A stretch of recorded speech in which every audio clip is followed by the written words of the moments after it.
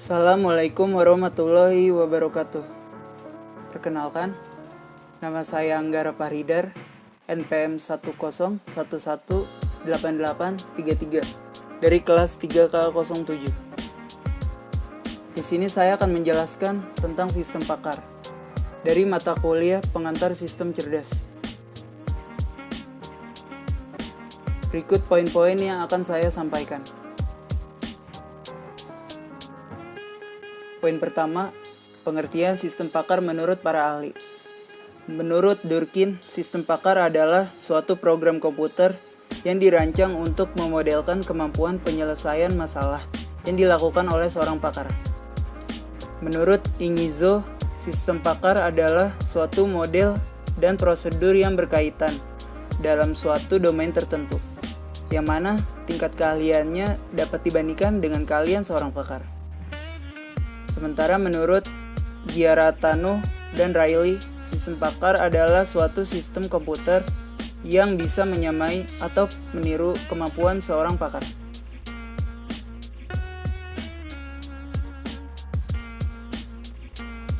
Tujuan sistem pakar. Yang kedua, sistem pakar sendiri itu merupakan paket perangkat lunak atau paket program komputer yang ditujukan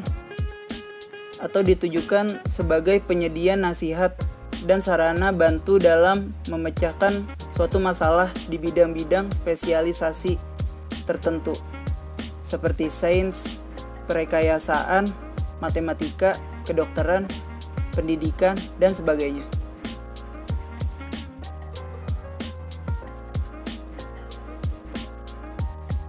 Poin yang ketiga, manfaat sistem pakar.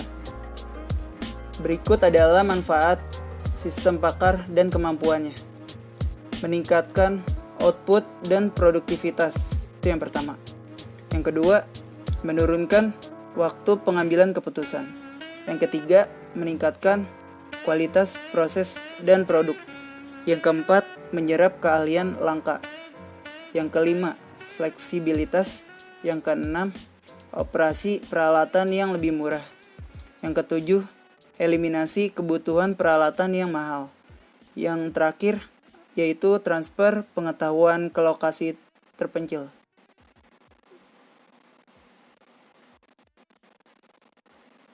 Yang keempat poinnya, yaitu penerapan sistem pakar dalam berbagai bidang. Di sini saya mengambil penerapan sistem pakar dalam bisnis.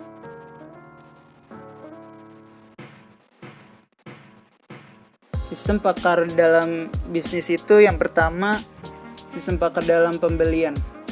Sistem ini berfungsi untuk menilai dan memilih pemasok atau supplier dengan pertolongan dan pengiriman barang secara optimal,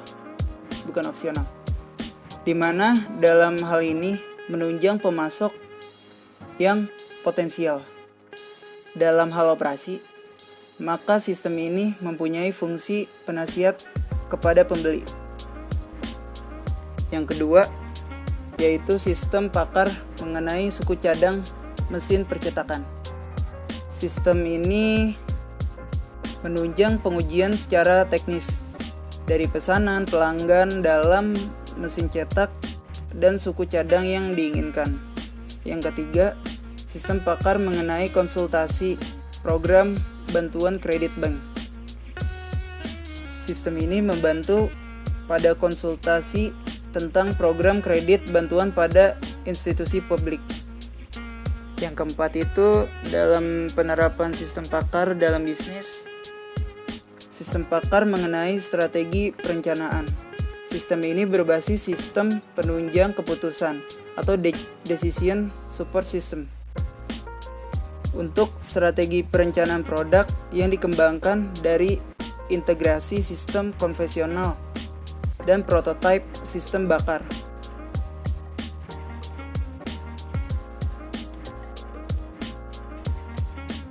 Penerapan sistem pakar yang kedua, yaitu penerapan sistem pakar dalam bidang pendidikan atau ilmu pengetahuan. Itu yang saya ambil.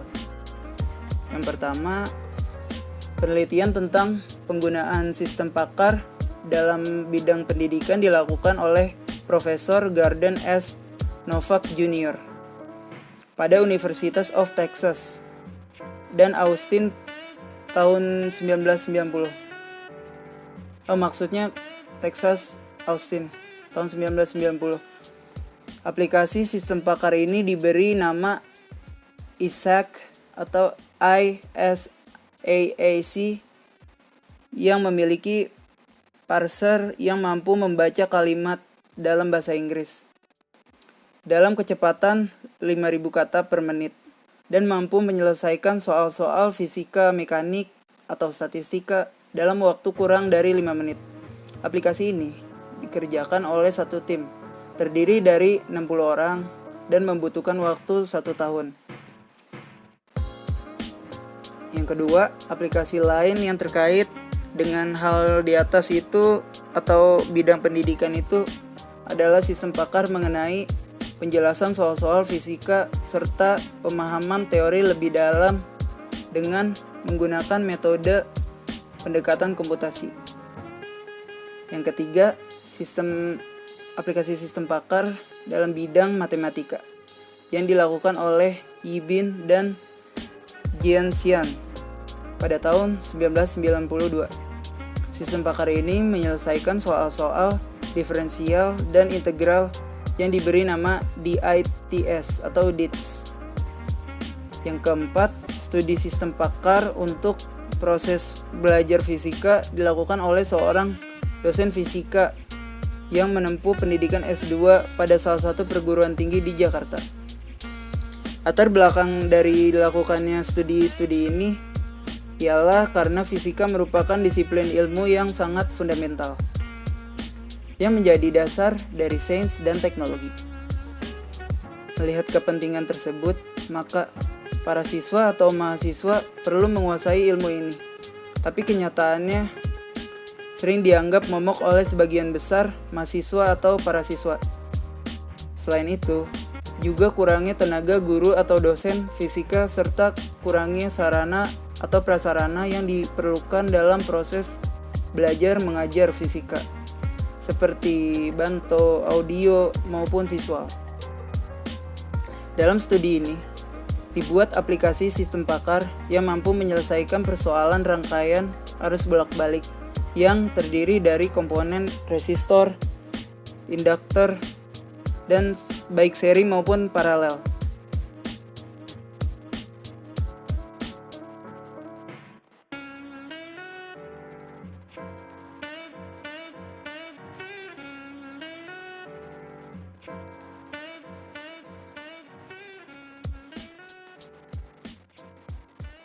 Yang ketiga, ada penerapan sistem pakar dalam industri atau manufaktur. Manufaktur didefinisikan itu sebagai urutan-urutan kegiatan yang saling berhubungan, meliputi perencanaan, dan pemilihan material, produksi, serta pengontrolan kualitas manajemen, serta juga pemasaran produk. Proses manufaktur yang penyelesaiannya dapat dibantu oleh sistem pakar antara lain. Yang pertama, sistem pakar dalam perancangan. PRIDE atau Principal Interactive Design Expert or Environment. Sistem pakar ini digunakan untuk merancang sistem pengaturan kertas untuk mesin fotokopi. Sistem ini membuat rancangan dengan representasi pengetahuan tentang rancangan berdasarkan kumpulan goal, metode perancangan generator, dan aturan-aturan yang terstruktur. Yang kedua itu sistem pakar perencanaan. Wood Truss Fabrication Application merupakan contoh sistem pakar dalam proses perencanaan. Sistem ini dibuat dengan menggunakan Shell System SPS atau Semi Intelligent Process Selector. Yang ketiga, sistem pakar dalam penjadwalan. Sistem pakar juga digunakan dalam penjadwalan. Di bawah ini adalah beberapa contoh kegunaan sistem pakar dalam penjadwalan. Yang pertama itu contoh sistem pakar dalam penjadwalan Continuous caster steel mill scheduling application. Sistem Packard ini berbasis fuzzy logic yang dibuat untuk memonitoring online dan penjadwalan continuous caster steel mill. Continuous caster steel mill itu mengolah material seperti scrap, pig iron, dan refined ore. Ya, seperti batu-batu gitu deh. Melalui proses tertentu untuk menghasilkan lempeng baja. Lalu yang kedua ada proses production scheduling application atau MPS. Sistem Packard ini dikembangkan untuk melakukan penjadwalan produksi master untuk manufacture integrated circuit atau IC. Master production scheduling atau MPS merupakan aktivitas perencanaan yang sangat luas yang mengatur dan mengkoordinasi fase-fase berurutan proses penjadwalan manufaktur tertentu.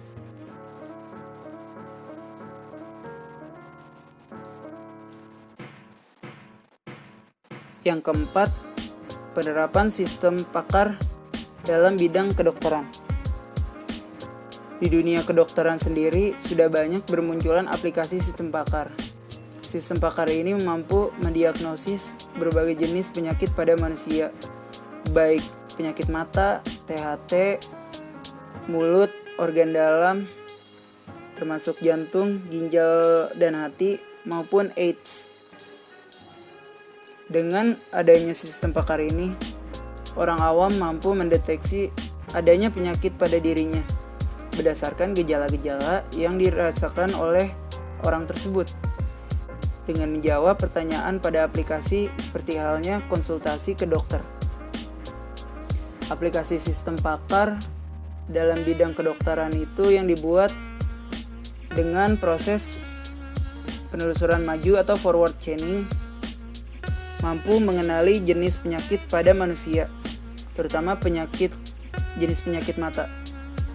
Aplikasi sistem Packard ini dapat menjadi sarana untuk menyimpan pengetahuan tentang penyakit, terutama yang berkenaan dengan jenis penyakit mata dari para pakar atau ahlinya.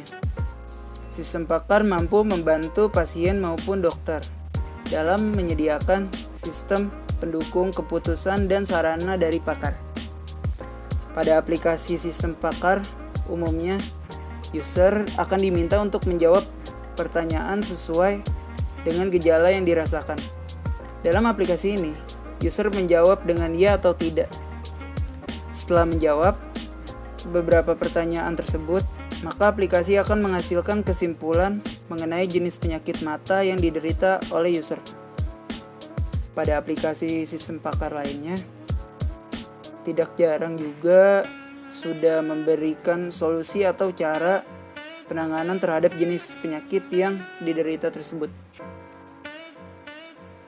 Keuntungan yang dapat diambil itu antara lain dalam sistem Packard kedokteran ini membantu dalam menghasilkan keputusan berupa analisa suatu penyakit.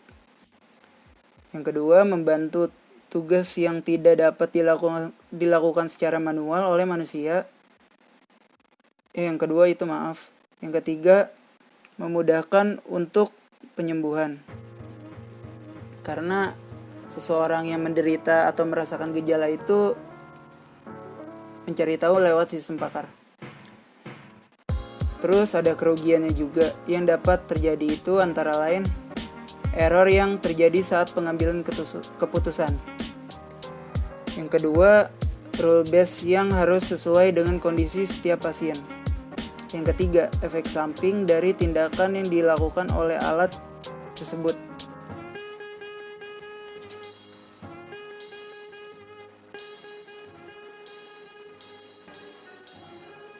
Lalu ada penerapan sistem Packard dalam bidang pertanian.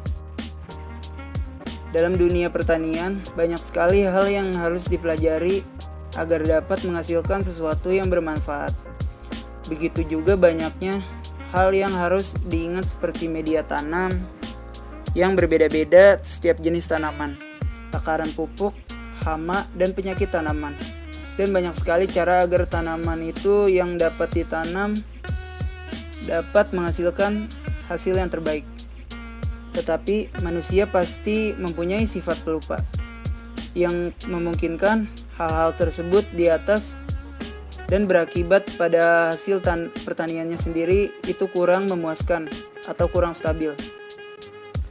Untuk mengatasi hal-hal tersebut, maka salah satunya dibutuhkan suatu teknologi yang dapat membantu kita.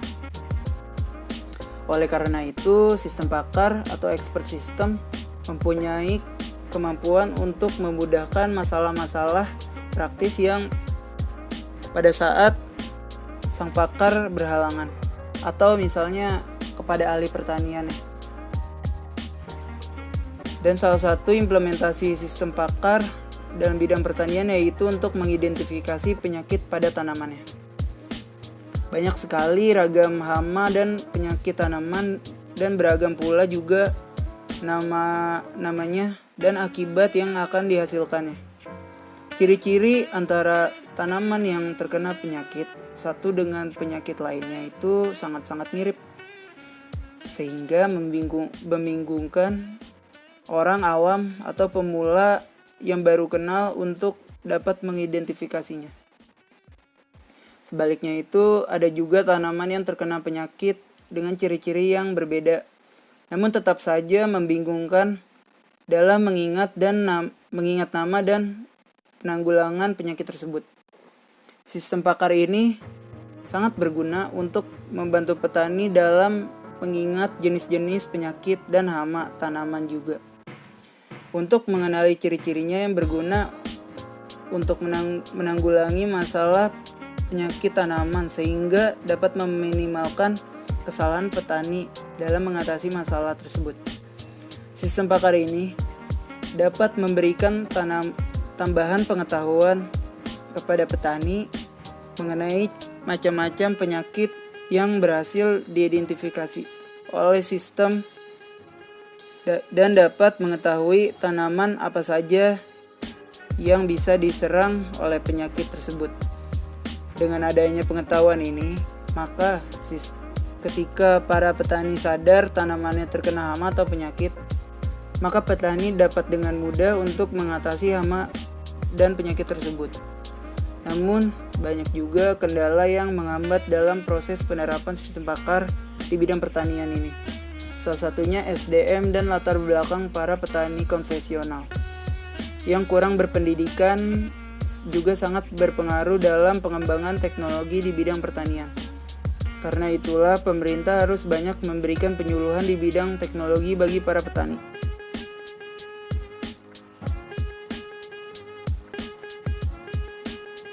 Kesimpulan dari penjelasan saya itu, menurut saya sistem pakar itu merupakan sebuah program komputer dengan menggunakan keterlibatan para pakar dalam beberapa bidang dan juga melibatkan artificial intelligence atau AI yang bertujuan untuk memberikan informasi dari pakar tersebut melalui program komputer ke masyarakat agar dapat mengidentifikasi dan memecahkan masalah dalam bidang-bidang spesialis tertentu, misalnya sains, rekayasaan, matematika, dan kedokteran, juga pendidikan dan lain-lain. Dengan kemajuan teknologi informasi seperti sekarang, sistem pakar itu banyak dijumpai dalam bentuk website dan aplikasi, atau bahkan juga mobile phone. Aplikasi yang dikarenakan kebutuhan masyarakat itu sendiri atas permintaan sistem pakar.